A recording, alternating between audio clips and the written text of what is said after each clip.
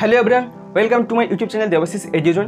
আগের একটা ভিডিওতে যেখানে আমি নিট 2025 কাউন্সিলিং প্রসেস সম্পর্কে সম্পূর্ণ একটা গাইডের ভিডিও বানিয়েছিলাম, সেখানে তোমরা অনেকেই আমাকে কমেন্ট করেছো যে দাদা কিভাবে ডোমিসাইল সার্টিফিকেট বানাবো বা আমি কোথায় পাবো। শুধু তাই নয়, বন্ড এফিডেভিট কীভাবে তৈরি করতে হয়।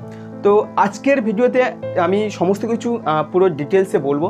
শুধু তাই নয়, যে বন্ড এফিডেভিট বা তোমার ওই ডোমিসাইল সার্টিফিকেট তুমি কীভাবে তৈরি করবে, কোথায় পাবে, পুরো A to Z ইনফরমেশান দেবো।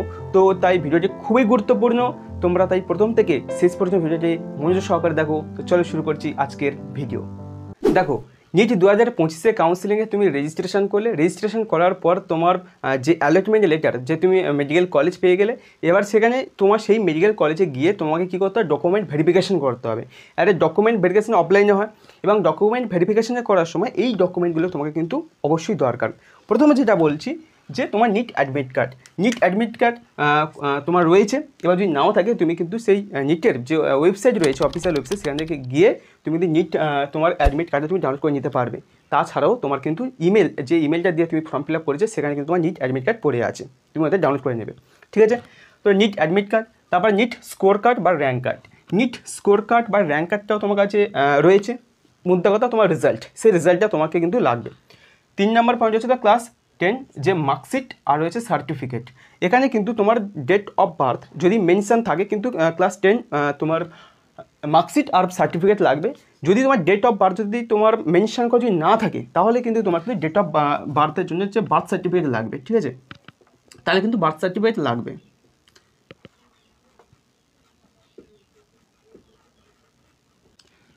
আদারওয়াইজ কিন্তু তোমার বার্থ সার্টিফিকেট লাগে না, তোমার ক্লাস 10-এর মার্কশিট আর তোমার সার্টিফিকেট দিয়ে কিন্তু হয়ে যায়। ঠিক আছে? এবার আসি ক্লাস 12-এর মার্কশিট আর সার্টিফিকেট লাগবে। তোমার ক্লাস 12-এর মার্কশিট আর কি সার্টিফিকেট লাগবে। এর লাগবে তোমার আইডি প্রুফ। আইডি প্রুফের জন্য তুমি Aadhaar card, PAN card, passport, driving licence এগুলো ইউজ করতে পারো। এর মধ্যে যে কোনো একটা হলেই হবে। তবে আধার কার্ড দিয়ে ম্যাক্সিমাম সবাই কিন্তু আধার কার্ডই আইডি প্রুফ হিসাবে ব্যবহার করে। ঠিক আছে? এবার আসছি তোমার পাসপোর্ট সাইজের ফটোগ্রাফ। কটা লাগবে? 8টা। তোমার 8খানা পাসপোর্ট সাইজে ফটোগ্রাফ লাগবে, এবং ফটোগ্রাফটা কিন্তু তুমি নিট ফর্ম ফিল আপের সময়, অ্যাপ্লিকেশন বানানোর সময় যে ফটো তুমি ইউজ করেছিলে, সেম ফটোগ্রাফ কিন্তু এখানে লাগবে। তো 8টা তোমার পাসপোর্ট সাইজে ফটোগ্রাফ লাগবে। আর কি লাগবে? তোমার প্রভিশনাল অ্যালটমেন্ট লেটার। তুমি রেজিস্ট্রেশন করার পর কাউন্সিলিংয়ে বসে তোমার যে কলেজ তুমি পাবে, যে অ্যালটমেন্ট হবে যে কলেজে, সেই অ্যালটমেন্ট লেটারটা তোমার কিন্তু প্রিন্ট আউট করে নিতে হবে। ঠিক আছে? তার সাথে তোমাকে কী করতে হবে, আরেকটা জিনিস, এর সাথে তোমাকে যে ফিস পেমেন্ট করে, যে ফিস পেমেন্টটা কিন্তু এর সাথে নিয়ে নিও। ফিস যে পেমেন্ট যেটা তুমি ওটা কিন্তু প্রিন্ট আউট করে নিও। ঠিক আছে? পেমেন্ট যে ফিসটা,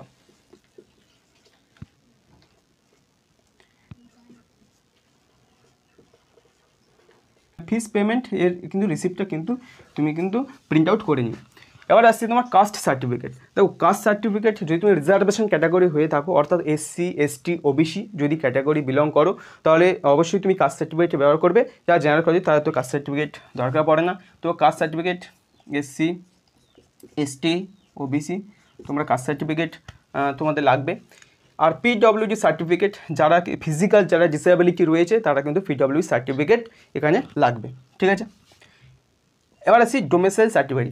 এই যে কটা এবার বলবো, এখানে কিন্তু ম্যাক্সিমাম সবার প্রবলেম, এখানে সবার কিন্তু সমস্যা যে ডোমিসাইল সার্টিফিকেটটা কী বা কাজে লাগবে। প্রথম কথা বলে রাখি, এটা কিন্তু অল ইন্ডিয়া কাউন্সিলের ক্ষেত্রে ডোমিসাইল সার্টিফিকেট লাগে না, এটা স্টেট কাউন্সিলের ক্ষেত্রে কিন্তু ডোমিসাইল সার্টিফিকেট প্রয়োজন হয়। ডোমিসাইল সার্টিফিকেটটা তোমার কিন্তু তিনটে রয়েছে, তিনটে ভাগে। প্রথম proforma A1, proforma A2, proforma B। কাদের জন্য প্রোফর্মা A1, কাদের জন্য প্রোফর্মা A2, কাদের প্রোফর্মা B, ভালো করে মন দিয়ে শোনো। প্রোফর্মা A1 হলো যারা 10 বছর ধরে ওয়েস্ট বেঙ্গলে আছে এবং এখানেই সরকারি হোক বেসরকারি হোক, এখানকে স্কুল থেকে তারা কিন্তু পাস আউট, তাদের জন্য প্রোফর্মা A1 লাগবে। ঠিক আছে? প্রোফর্মা A2 কাদের জন্য? যারা 10 বছর ধরে এখানে রয়েছে, অথচ রিসেন্ট এবছরই কিন্তু তারা ক্লাস 12 তারা পাস করে নিট ক্র্যাক করেছে, তাদের জন্য প্রোফর্মা A2। প্রোফর্মা B কাদের জন্য? যারা 10 বছর ধরে হয়তো ছিল না, বা কোনো স্টেট থেকে তারা পরীক্ষা দিয়ে পাস করে এসছে, এরকম তাদের জন্য কিন্তু প্রোফর্মা B। ঠিক আছে? প্রোফর্মা A, এই যে প্রোফর্মা A1টা তোমরা কোথা থেকে কালেক্ট করবে এবং কিভাবে তোমরা পাবে ডোমিসাইল সার্টিফিকেট? প্রথম কি করবে আমি স্ক্রিনে দেখাচ্ছি। দেখো, এই প্রোফর্মা A1 তোমার প্রথম ফিল করবে। প্রথম এগুলোকে ফিল করতে হয়। ফিল করার পর তোমার কাছাকাছি তোমার ডিএম, তোমার কাছাকাছি তোমার ডিএম ডিস্ট্রিক্ট ম্যাজিস্ট্রেট হতে পারে, বা তোমার এডিএম বা এসডিএম, অথবা তোমার বিডিও অফিস এইগুলো থেকে তুমি এইগুলো কালেক্ট করতে হয় ডোমিসাইল সার্টিফিকেট, বিডিও অফিস। ওকে, এই যে স্ক্রিনে তুমি দেখতে পাচ্ছ এই যে প্রোফর্মা A1, এটা প্রথম তোমাকে ডাউনলোড করতে হবে, এবং যদি নাও পাও তো আমার টেলিগ্রাম চ্যানেল দেবাশিস এডুকেশন, সেখানে আমি শেয়ার করে রেখে দেবো PDF। তোমার প্রিন্ট আউট করে সেটা ফরম্যাটগুলোকে ফিল করতে হবে। ফিল করার পর তোমাকে বিডিও অফিস বা ডিএম বা এডিএম এসডিএম যেখান থেকে খুশি তুমি গিয়ে অ্যাপ্লাই করলে ওরা কিন্তু ডোমিসাইল সার্টিফিকেট তোমাকে দিয়ে দেবে।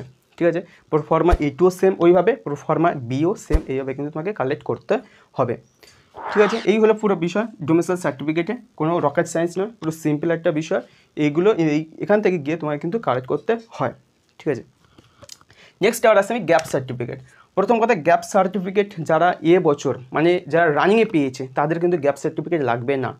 যারা 1 বছর ড্রপ দিয়েছে বা 2 বছর ড্রপ দিয়েছে, বা তারা 1 বছর ড্রপ দিয়ে কোনো ইনস্টিটিউটে ভর্তি হয়নি, তাদের জন্য গ্যাপ সার্টিফিকেট দরকার।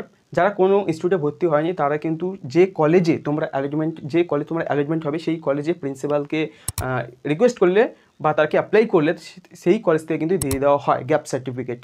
যারা সাপোজ ধরো কোনো কলেজে ভর্তি হয়ে আছো বা বিএসসি করছো, সেখান থেকে তোমরা মেডিকেল পেলে বা মেডিকেল কলেজে তোমরা ভর্তি হবে, সেক্ষেত্রে কী করবে, সেক্ষেত্রে কিন্তু সেই কলেজে গিয়ে বলে গ্যাপ সার্টিফিকেট দিয়ে দেয়। এছাড়াও তুমি যদি মনে করো এই যে ফরম্যাটটা দেখাচ্ছি এই ফরম্যাটে ফিল করে তুমি কিন্তু আবার কোর্টে গিয়ে তোমার কিন্তু অ্যাপ্লাই করলে তুমি গ্যাপ সার্টিফিকেট মধ্যে দিয়ে দেয়, স্ট্যাম্প পেপারে সব কিছু লিখে ওখানে অ্যাডভোকেটকে বললে তোমার কিন্তু গ্যাপ সার্টিফিকেট ওরা বের করে দেবে, গ্যাপ সার্টিফিকেট এফিডেভিট বের করে দেবে। ঠিক আছে, হয়ে গেল।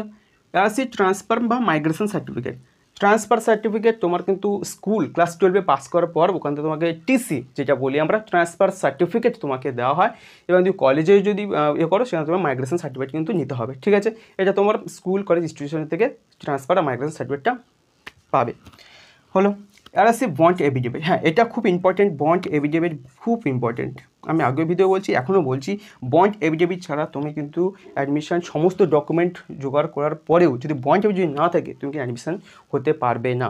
বন্ড এফিডেভিট খুবই ইম্পর্টেন্ট, অ্যাডমিশন সময়টাকে তোমাকে মাস্ট লাগবে। ঠিক আছে, বন্ড এফিডেভিট কী করে তৈরি করবে, কোথায় পাবে? প্রথম কথা, তোমার কাছাকাছি যে কোনো একটা তুমি কোর্টে চলে যাও, গিয়ে বলো যে মেডিকেলে কাউন্সিলিংয়ের জন্য আমার বন্ড এফিডেভিট দরকার, ওরা কিন্তু তৈরি করে দেবে। 200 থেকে 250 বা 300 টাকা বিনিময় কিন্তু পেয়ে যাবে তুমি।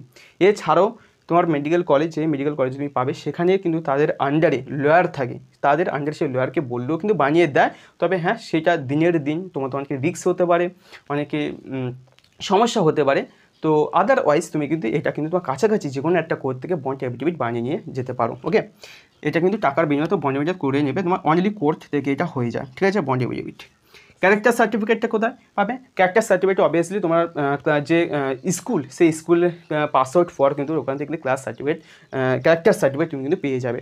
এছাড়াও ইনকাম সার্টিফিকেট অনেকে বলে, ইনকাম সার্টিফিকেট সবার প্রয়োজন হয় না। যারা EWS ক্যাটাগরি তাদের জন্য কিন্তু ইনকাম সার্টিফিকেটটা দরকার পড়ে, তবে সব কলেজে যা হয় না, এটা কলেজ ওয়াইজ এটা ভ্যারি করে। ঠিক আছে, ইনকাম সার্টিফিকেট। আরেকটা হলো মেডিকেল সার্টিফিকেট, তোমার যে হেলথের জন্য। তো মেডিকেল সার্টিফিকেট ওরকমই, সব জায়গা কিন্তু সব কলেজে নেয় না, কিছু কিছু কলেজে নেয়, কিন্তু তোমরা পারলে মেডিকেল সার্টিফিকেটটাও তোমরা জোড়া করে রাখতে পারো। সেটা কোথায় পাবে? যে কোনো একটা রেজিস্টার্ড ডক্টরের থেকে তোমরা সেই মেডিকেল সার্টিফিকেটটা তোমরা নিয়ে নিতে পারো, তেমন কিছু ব্যাপার নয়। তো এই হলো টোটাল তোমার মেন যে কটা ডকুমেন্ট, এই ডকুমেন্টগুলো তোমরা আগে থেকে গুছিয়ে রেখো। তোমার যেদিন ভেরিফিকেশন হবে কলেজে সেদিন কিন্তু এই ডকুমেন্টগুলো অবশ্যই তোমার প্রয়োজন পড়বে, তো আগে থেকে সবাই কিন্তু গুছিয়ে রেখে দিও।